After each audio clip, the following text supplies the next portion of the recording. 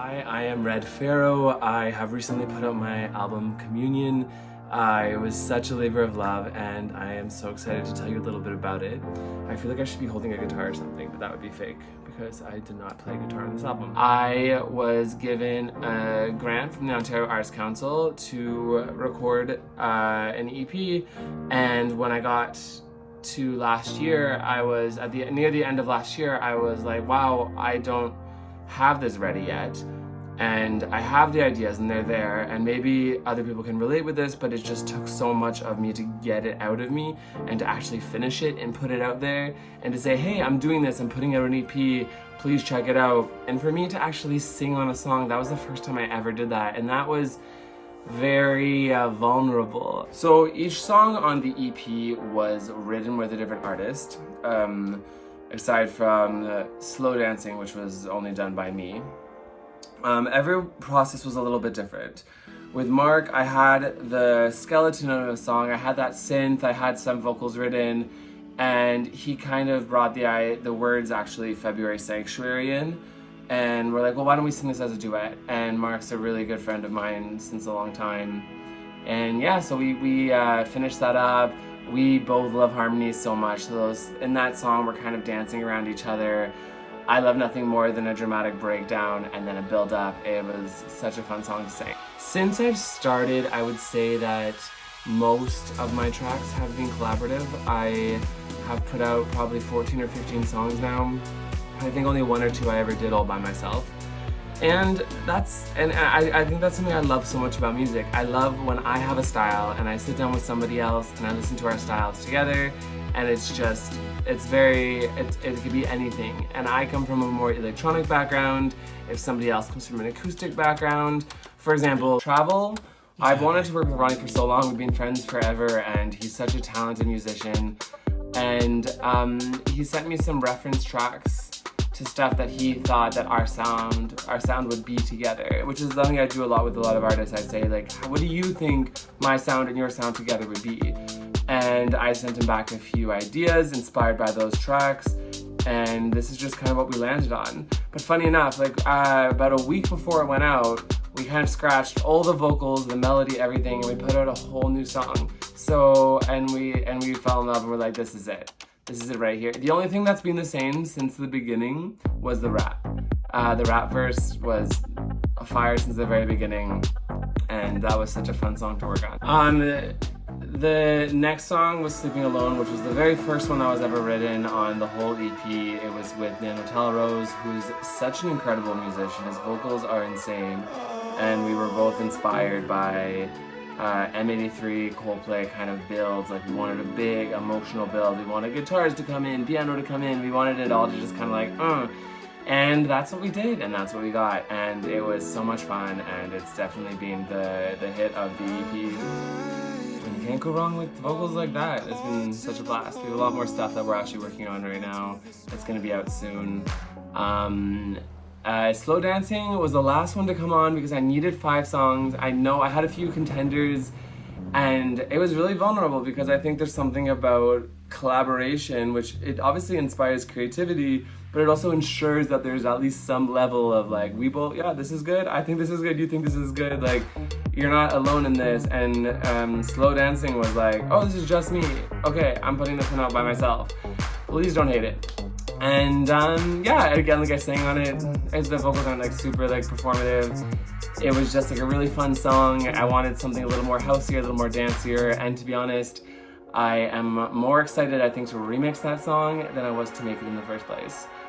And that brings me to a good point that there will be an entire remix album of everything, and I really look forward to sharing that with you. I think the track that really developed me most as an artist on the EP is the closing track, which is Little Spoon. It was a very vulnerable moment in my career as an artist because I got this gorgeous piano piece, this part written by Eric Radford, who's a good friend of mine, and I immediately heard like a melody. And the melody and the words just kind of came right away, and that doesn't always happen, as a lot of people know. I feel like sometimes you have to dig for it, which doesn't mean it's necessarily better, but usually when it just happens, it's really good. And it was really vulnerable, and it was kind of like an ode to a younger self, and it took me a while not to like cry when I sang it, which is like obviously a little bit of like cute crack in the voice is nice, but like a little bit of crack is fine. Too much crack is a problem, and I think we can all agree with that. And eventually you're just sobbing alone in your bedroom. So then eventually I showed it to some people. They're like, you have to put this song out, you have to finish this. I was like, no, it's not for me, it's for someone else. It's like a big belty song. And at the end of the day, it had to be from me. I think there was like something about how personal that song was that like sometimes you just can't give it away to another vocalist. And I had also never performed like that on a song, so that was a whole new world for me. And the funny part about that song is that I had a demo version where I just, as always, I messed up some words and stuff, so I knew I couldn't use that version, but there was something very emotional about it.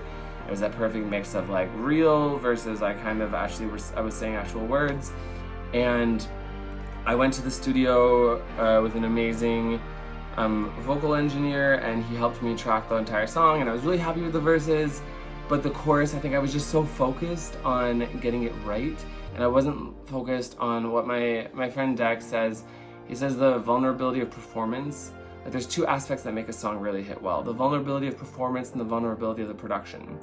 The vulnerability of production is something I've been aiming for so long. I've always had a bad habit of putting too much into something, and sometimes it's like scaling it back and making the active decision to say, this is what's going forward, this is what you're going to hear, this is the sound, these are the notes that I'm using to tell this story.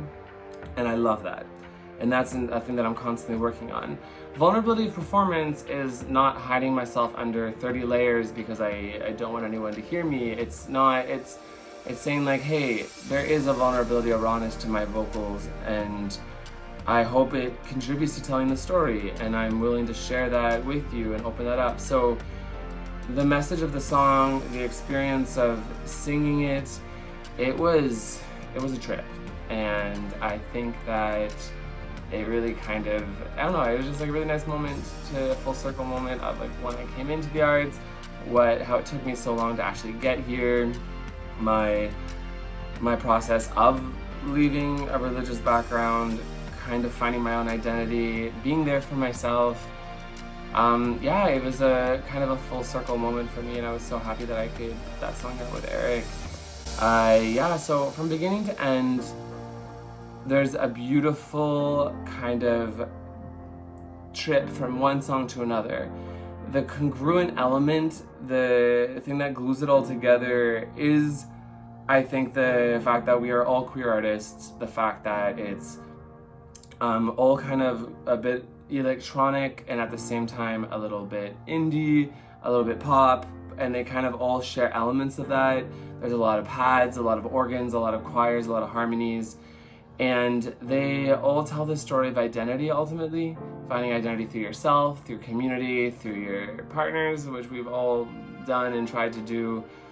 I think that, without the risk of sounding too cliche, I think whatever you come out as, whether it's sexuality or whether you're just coming out as an artist or if it's any sort of identity, you're kind of thrown off a ledge and you kind of scramble to find a new identity, because we're creatures that want to define ourselves and we want to have language, and that's what this EP was largely. It was an exploration into the different ways that we find those identities, and I am so thankful that it's out, and now it's just a matter of remixing it and playing with it, because that is my favorite part of production.